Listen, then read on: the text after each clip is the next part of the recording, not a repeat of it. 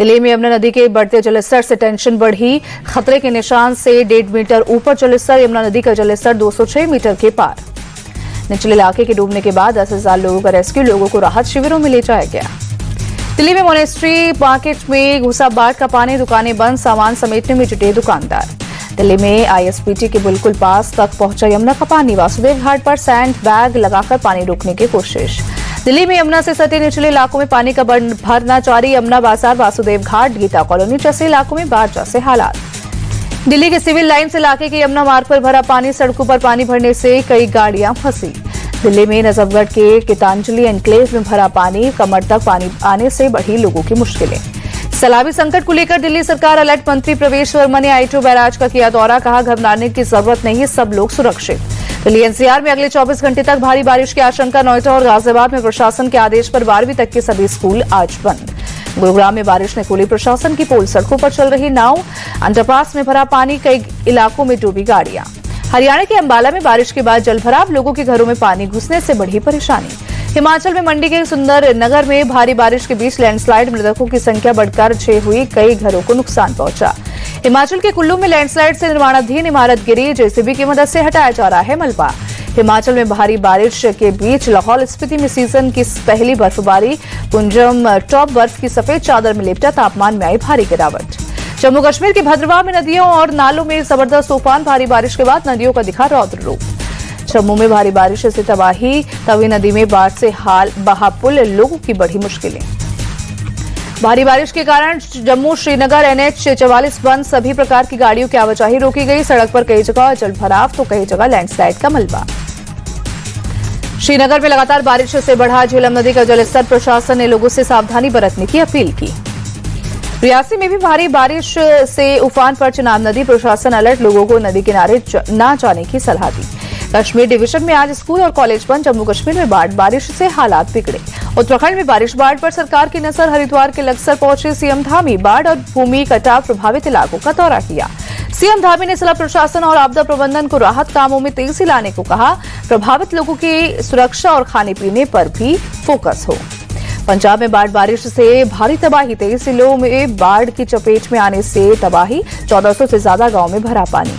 3.5 लाख से ज्यादा आबादी वाले इलाके में बाढ़ से प्रभावित। अब तक 30 लोगों की हुई मौत। पंजाब के फिरोजपुर में उफान पर सतलुज नदी। 112 गांव में बाढ़ का खतरा। डीसी दीपशिका ने सेना के अधिकारियों के साथ धूसी बांध का किया निरीक्षण। चंडीगढ़ में सुबह से जारी है तेज बारिश। पूरे पंजाब में है भारी बारिश का अलर्ट। अयोध्या में बारिश के बाद बढ़ा सरयू का जलस्तर। प्रशासन ने लगाया चेतावनी बोर्ड। जगह जगह पुलिस और एसडीआरएफ जवान तैनात। गाली देने पर 4 सितंबर को एनडीए ने बुलाया बिहार बंद। सुबह 7 बजे से दोपहर 12 बजे तक प्रदर्शन। महिला मोर्चा संभालेगी कमान। बीजेपी नेता स्मृति ईरानी ने पीएम मोदी की मां के अपमान पर विपक्ष को घेरा। कहा, जिसका राजनीति से कोई लेना देना नहीं, उस दिवंगत मां का अपमान आक्रोशित करने वाला। स्मृति ईरानी ने विपक्ष को दिया जवाब। कहा, बिहार और देश की माता बहनें इस अपमान का मुंहतोड़ जवाब देंगी। बिहार के डिप्टी सीएम सम्राट चौधरी बोले, कांग्रेस और महागठबंधन ने लोकतंत्र को शर्मसार किया। पूरा बिहार प्रधानमंत्री के साथ खड़ा है।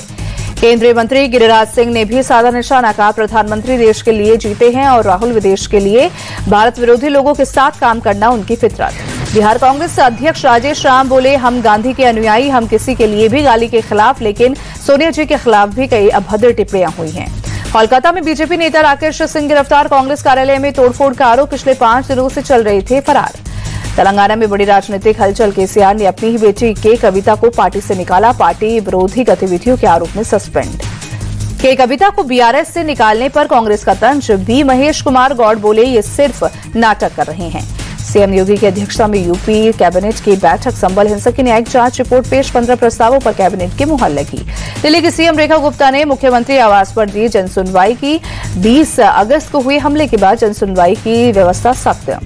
29 अगस्त से अनशन पर बैठे मनोज रांगे ने खत्म किया अनशन। मराठा समाज को मिलेगा कुंभी जाति का प्रमाण पत्र।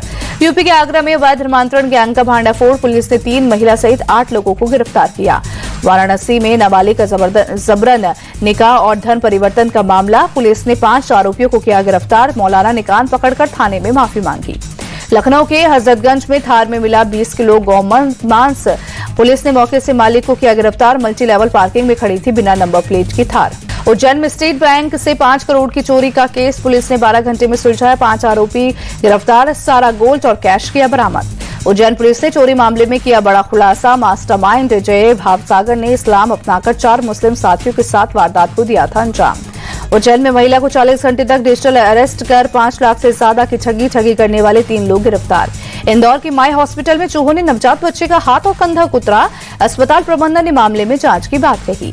पटना के पालीगंज में कई जगहों पर बालू माफिया पर कार्रवाई। 4 पिस्तौल, 3 राइफल और 465 जिंदा कारतूस बरामद। एक बालू माफिया को पुलिस ने किया गिरफ्तार। जम्मू कश्मीर के कठुआ में पाकिस्तान से ड्रोन से गिराए गए नशीले पदार्थ को पुलिस ने किया जब्त।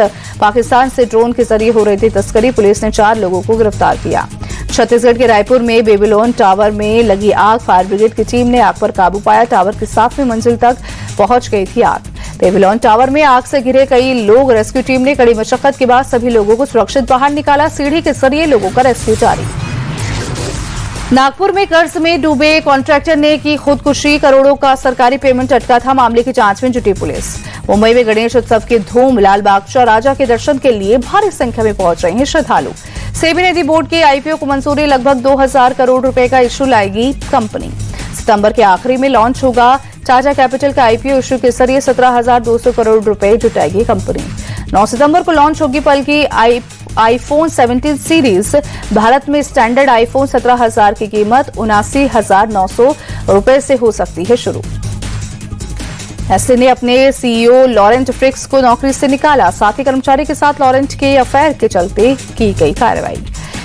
एससीओ की बैठक के बाद भारत पर ट्रंप के टैरिफ और रूस का करारा जवाब। राष्ट्रपति पुतिन ने भारत को दी कच्चे तेल की खरीद पर भारी छूट। प्रति बैरल $3 से $4 की छूट बढ़ाई।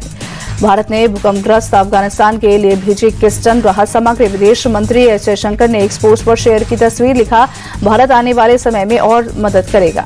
हॉकी एशिया कप के सुपर 4 में मुकाबले में चीन के सामने मलेशिया की चुनौती होगी। शाम 5 बजे शुरू होगा मैच। पूल बी में अपने सभी तीनों मैच जीतकर मलेशिया अंक तालिका में नंबर 1 पर रही। क्रिकेट एशिया कप में बिना किसी स्पॉन्सर के उतर सकती है भारतीय क्रिकेट टीम। जर्सी में नहीं होगा ड्रीम 11 का नाम। टीम इंडिया के स्पॉन्सर के लिए अल्कोहल, तंबाकू, सट्टेबाजी, रियल मनी गेमिंग जैसी कंपनियां नहीं लगा सकेंगी बोली। बीसीसीआई ने अपने ऑफिशियल ट्विटर पर ट्वीट कर दी जानकारी। 4 सितंबर की शाम तक दुबई पहुंचेंगे भारतीय खिलाड़ी। परंपरा से हटकर अपने अपने शहरों से खिलाड़ी जाएंगे दुबई। मुंबई में 5 सितंबर से आईसीसी एकेडमी में टीम इंडिया के खिलाड़ी करेंगे प्रैक्टिस। 10 सितंबर को भारत खेलेगा पहला मैच। साउथ अफ्रीका ने इंग्लैंड को पहले वनडे में 7 विकेट से हराया। 3 वनडे मैचों की सीरीज में 1-0 की बढ़त बनाई। लीड्स के हेडिंग्ले स्टेडियम में पहले बैटिंग करने उतरी इंग्लैंड की टीम 131 रन बनाकर ऑल आउट। साउथ अफ्रीका ने 3 विकेट खोकर टारगेट हासिल किया। साउथ अफ्रीका के लिए केशव महाराज ने 22 रन देकर 4 विकेट लिए। व्यान विल्डर ने 3, नांद्रे बर्गर और लुंगे एनिगडी को 1-1 विकेट मिला। अफगानिस्तान ने लिया पाकिस्तान से बदला। ट्राई टी20 सीरीज के पहले मैच में अफगानिस्तान ने पाकिस्तान को 18 रन से हराया। राशिद खान टी20 में सर्वाधिक विकेट लेने वाले गेंदबाज बने। न्यूजीलैंड की टीम सऊदी को पीछे छोड़ा। राशिद के टी20 अंतर्राष्ट्रीय में कुल 165 विकेट हुए। ऑस्ट्रेलिया ने न्यूजीलैंड के खिलाफ टी20 सीरीज के लिए 14 सदस्यीय टीम का ऐलान किया। मिचेल मार्श की कप्तानी में ऑस्ट्रेलिया करेगा न्यूजीलैंड का दौरा। ऑस्ट्रेलियाई तेज गेंदबाज मिचेल स्टार्क ने टी20 इंटरनेशनल क्रिकेट से लिया संन्यास। स्टार्क ने टी20 करियर में खेले हैं 65 मैच, 79 विकेट किए हासिल। टी20 इंटरनेशनल क्रिकेट से संन्यास लेने के बाद मिचेल स्टार्क ने दिया बयान। बोले, टेस्ट क्रिकेट से काफी ज्यादा प्यार, ऑस्ट्रेलिया के लिए खेलता रहूंगा टेस्ट क्रिकेट। पाकिस्तान के बल्लेबाज आसिफ अली ने इंटरनेशनल क्रिकेट को कहा अलविदा। आसिफ अली ने सोशल मीडिया पर पोस्ट करके दी संन्यास की जानकारी। आसिफ अली ने लिखा, पाकिस्तान के लिए हरी जर्सी में खेलना गर्व की बात है। क्रिकेट फैंस का दिल से शुक्रिया। पाकिस्तान के लिए आसिफ अली ने खेले हैं 79 international match. FIDE grand Swiss tournament आज से होगा शुरू। भारत के grand master R Praggnanandhaa candidates tournament 2026 में अपनी जगह पक्की करने के इरादे से उतरेंगे। दिल्ली में 13 साल बाद राष्ट्रीय रैंकिंग टेबल टेनिस चैंपियनशिप आयोजित होगी। जी साथियान और हरमीत देसाई समेत बड़े खिलाड़ी टूर्नामेंट में हिस्सा लेंगे।